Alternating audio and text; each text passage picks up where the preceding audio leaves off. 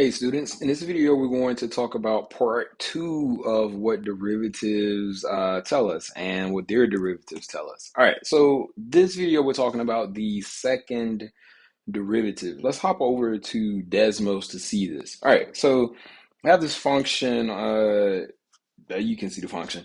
All right, and so we have the second derivative, and which is in black, and the first derivative, which is in purple, and the equation of the tangent line at a particular point um, turned on. Let me turn on the actual point A so I can drag it. Are we cool? We're on the curve. Give me just a moment. No. Where's the point? Was it here? Oh, yeah. So we want to be on the graph of the second derivative. All right. So first, let's actually turn off the graph of the original function. So we just have the graph of the derivative in purple and the second derivative. All right. So what the second derivative tells us is the rate of change of the rate of change. It's going to tell us how quickly our derivative is changing. If you're in physics, you would know this as acceleration. You have a position function, its derivative is velocity, and the derivative of velocity is acceleration. And acceleration is going to tell us how quickly our velocity is changing. So when we look at this graph, notice that like when we start, like we're at like y equals we'll say like 5. The slopes are positive, but as we move up, so the second derivative is negative, which means that the rate of change of the derivative is slowing down. That's what it means when it's negative. And so notice that the slopes of our tangent lines are getting smaller and smaller and smaller until when we hit the x-axis, we have a horizontal tangent. So on our original graph, we'd have a horizontal tangent. But notice that the slopes keep getting smaller and smaller. They're not changing as rapidly. They're not changing as rapidly, but once we hit this point x equals 2, notice how quickly our tangent lines are going to start to change. Like there's a big change in how quickly they're moving. So the second derivative tells us primarily how fast the derivative is changing. What it also tells us is there's this thing called a point of inflection, and it's where um, our graph switches concavity. Now, concavity is going to be like if a function opens upwards or downwards, but that's kind of a loose definition. What concavity actually means is what relationship does the tangent line have to the original function? And a function is concave down when the tangent line is on top of the function. And that's going to happen when the second derivative is negative. So notice how the second derivative is negative from like, we'll say x equals from negative infinity to x equals 0. So when we're moving this along, notice that all of our tangent lines right now, they are on top of the graph. They are on top of the graph. And when we get to x equals 2, like notice this tangent line is going to rock a little bit. It's going to like bounce. You know what? Let me animate this so you can actually see it. So notice that, again, let me slow this down too. So at x equals 2, there's a little bit of a bounce at, it like rocks a little bit. That point where the graph, the tangent line rocks is a point of inflection.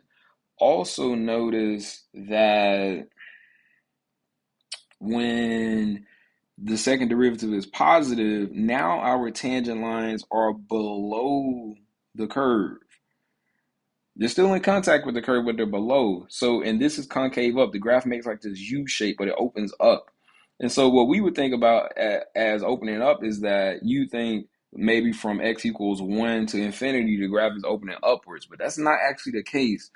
And points of inflection are very difficult to see on graphs. They're very difficult. So we have analytical methods of finding those.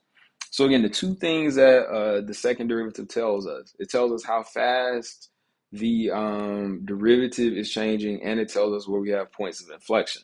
So the last thing that we'll do before we jump into these examples is notice that we have our point of inflection. So our point of inflection is at x equals 2. Notice that that corresponds to the relative minimum for the first derivative. So where the second derivative changes from negative to positive is going to tell us that the first derivative has a relative minimum. So again, at that point of inflection, notice that when we get at x equals 2, the tangent line rocks a little bit, and then it keeps in contact with the curve and moving downwards. All right, so there are two tests that we have for the second derivative. One is just like the first derivative test that we did in the previous lesson, but we just do all of this stuff in the second derivative. So that means that we have to find critical values, except for the second derivative, the values for which it is 0 or undefined are called hypercritical values. And we want to take those hypercritical values, put them on a sign chart, and do exactly what we did for the first derivative test. Where the second derivative is positive is going to mean that the graph is concave up, and where the second derivative is negative, that's going to indicate the graph is concave down. And if our sign chart, if the sign chart for the second derivative changes sign at all, then we have a point of inflection. Again, provided that the function is actually defined at that hypercritical value. So let's get started. So for this one, we have to identify the points of inflection and where we have intervals of concavity. So first, we need our first derivative. The first derivative is going to be 4x cubed divided by 6 minus 12x squared divided by 3 minus 24x. And if you want to simplify that, that's 2/3 x cubed minus 4x squared minus 24. Yeah, all right. So then we need our second derivative, and that would be 3 times 2/3 is 2, so 2x squared minus 8x. No, minus 24. All right. So if we set this equal to 0, we can factor out a 2x. So that's going to give us 2x times x minus 4 equals 0. And we would get x equals 0 and x equals 4. These are our hypercritical values. Hypercritical values. So we're going to do exactly what we did in the last video now, which is make a sign chart with why'd you do this? So you know what? Let's use the ruler. Get that at 0 degrees, and we'll draw a nice line and take it off. So we want to put on 0, and we want to put on 4. Then we have negative infinity and infinity. So let's see. We have the factor version of this. We'll keep track over here. So we have 2x and x minus 4. Remember, for the sign chart, you do not care about the number. You care about the sign. So on an interval between negative infinity to 0, say we use x equals negative 1. Then 2x would be negative, and x minus 4 would also be negative. So that's going to be positive. This is going to indicate concave up. If you want to, you can draw like a U shape for concave up too. On the interval 0 to 4, say we choose x equals 1, then 2 times x is positive. Let me erase that. So 2x would be positive, and x minus 4 would be negative, and that's going to indicate a negative, which means we are concave down. So concave down. And then if we use like x equals 5, so we'll use x equals 5 on this interval. So 2x is going to be positive. X minus 4 is also positive. The product is going to be positive. So that's going to indicate concave up, which again, we can just have like a U shape. What that means is we have points of inflection at x equals 0 and x equals 4, because our sign chart changed from positive to negative back to positive. So those are our points of inflection. So we would say also f of x is equal to, f of x equal to has, so f of x has points of inflection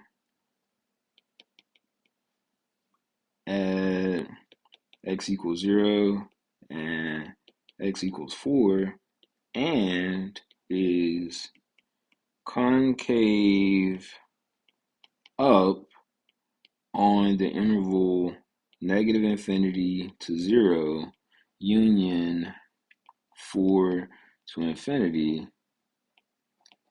and is concave down on the interval 0 to 4.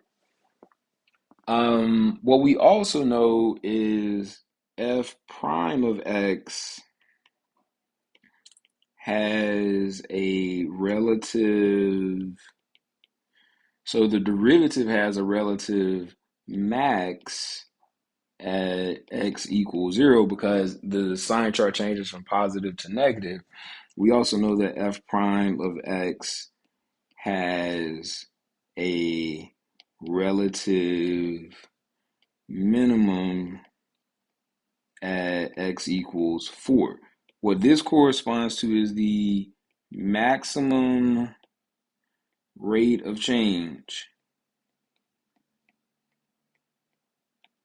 and this corresponds to the minimum rate of change. So the smallest that the rate of change will be. All right. Second, we have the function 1/2 x squared plus sine squared x. Let's find that derivative. We're going to do the same thing. Find points of inflection where it's concave up and down. So f prime of x is, so 2 times 1/2 is just x. So we're going to have plus chain rule. So the derivative of sine squared is 2 times sine x. Then you multiply by its derivative, which is cosine x. Cosine x. All right, so quick identity. So 2 sine x cosine x is the sine of a double angle. So it's going to make finding the second derivative easier. So we're going to get x plus sine 2x. So then our second derivative is equal to 1 plus, the derivative of sine 2x is cosine 2x, then we multiply by 2. Oh, you know what? Let's say we want to be on the interval 0 to 2 pi because it is a trig function and we can't just keep going forever. So if we set this equal to 0, we're going to have 1 plus 2 cosine 2x equals 0. So that's going to be the same as cosine 2x equals negative 1/2. And so 2x is equal to cosine inverse of negative 1/2. So remember, cosine is negative in quadrant 3 and quadrant 2 and quadrant 3. So on the interval 0 to 2 pi, what we're saying is that 2x is equal to, in radians, that would be 2 pi over 3, or 2x equals 4 pi over 3. And so x is going to equal, in one instance, pi over 3, or x equals 2 pi over 3. So on our sign chart, we put 0, and we're moving from 0 to 2 pi. And we have our critical values of pi over 3 and 2 pi over 3. So I don't know, say we chose between 0 and pi over 3, say we choose x to be pi over 4. So if x is pi over 4, so we're going to use x equals pi over 4. All right, so for the trig ones, it actually might require you to do some work.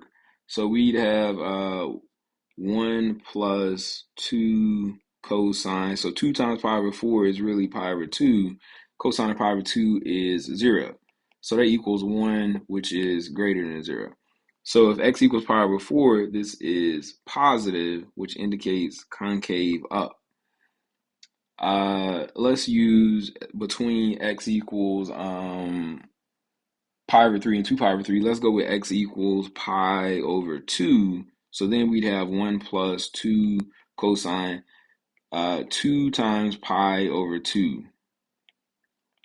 2 times pi over 2 is the cosine of pi, which is negative 1. 2 times negative 1 is negative 2 plus 1 is negative 1. So this is negative, and that's going to give us concave down.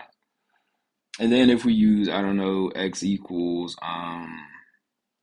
honestly, we could use 2 pi because it's going to be like 2 pi isn't a critical value. So let's actually use x equals 2 pi.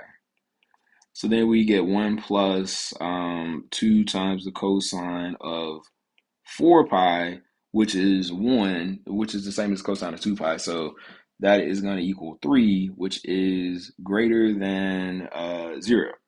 So that's going to be positive, indicates concave up. So here we will say f of x is concave up on the interval inclusive, so 0 to pi over 3, exclusive, union, exclusive, 2 pi over 3 to 2 pi inclusive. And concave down on the interval pi over 3 to 2 pi over 3 exclusive on both ends. So, and we would also know again that the derivative has a relative maximum. So let's say f prime of x has a relative maximum at x equals pi over 3 and a minimum at x equals 2 pi over 3. And again, that reason is the maximum is because we change from positive to negative, and then the derivative has a minimum at 2 pi over 3 because we change from negative to positive. So the last thing is the second derivative can also tell you if the critical value for a function is a relative maximum or a relative minimum. So once you find a critical value, if you find the second derivative, you can use that to classify the critical value. If the critical value makes the second derivative positive, that's going to mean that it is a relative minimum. And if it makes it negative, it's going to mean it's a relative maximum.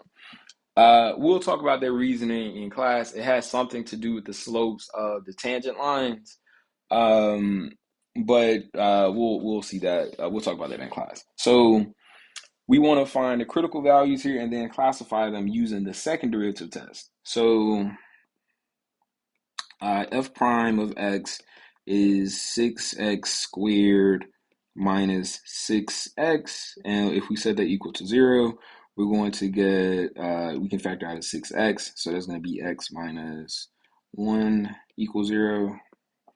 And so we get x equals 0 and x equals 1. And so then for our second derivative, we're going to get 12x minus 6. F double prime of 0 is equal to negative 6, which indicates a relative maximum. And then F double prime of 1 is going to equal 6, which indicates a relative minimum. It's the opposite of what you think. A negative is going to mean a maximum, and a positive is going to mean a minimum. Second one, we have the first derivative is product rule here. So 2x times e to the negative x minus x squared times e to the negative x. If we're finding our critical values, remember e to the x is never going to equal 0, so we can't factor out. What can we factor out? We can factor out in x e to the negative x. So we get x e to the negative x times, that would give us 2 minus x. Would it be, so 2x e to the negative x minus x squared equals 0. So in one case, x equals 0, and in the other case, x equals 2. So when we're finding our second derivative, we would get, so product rule again for the first term, we have to do the product rule. That's going to be 2e to the negative x minus 2x e to the negative x. So that's for the first term. And then for the second term, we're going to have minus 2x e to the negative x plus x squared e to the negative x. So fully simplified, we get negative 4x e to the negative x plus x squared e to the negative x and minus 2x. Actually, you know, it would be smarter. We need the e to the negative x. It would be smarter to factor out the e to the negative x. So e to the negative x times x squared minus, so that's minus 4x. And that should just be minus 2. That shouldn't be 2x. So minus 2. So that should be x squared minus 4x minus plus 2. Yeah, plus 2. My apologies. Plus 2. And so then if we check, so remember, e to the negative x, this is always going to be positive. So when we check f double prime of 0, that's going to be some positive value times 0 minus 0 times negative 2. So that's going to equal a negative. It's actually going to equal negative 1 because e to the 0 is 1.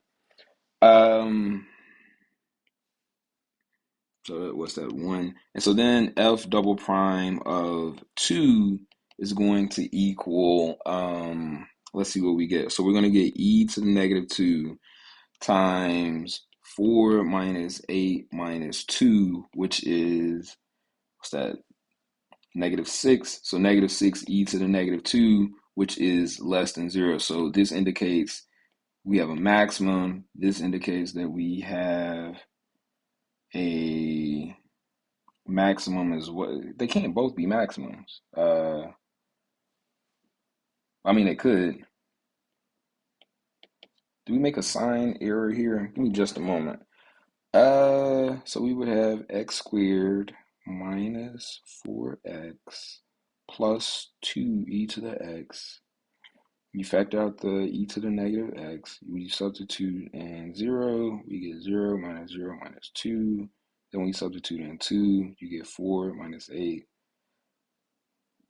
It's negative. So both of them are maximums. Okay. Now we know. All right.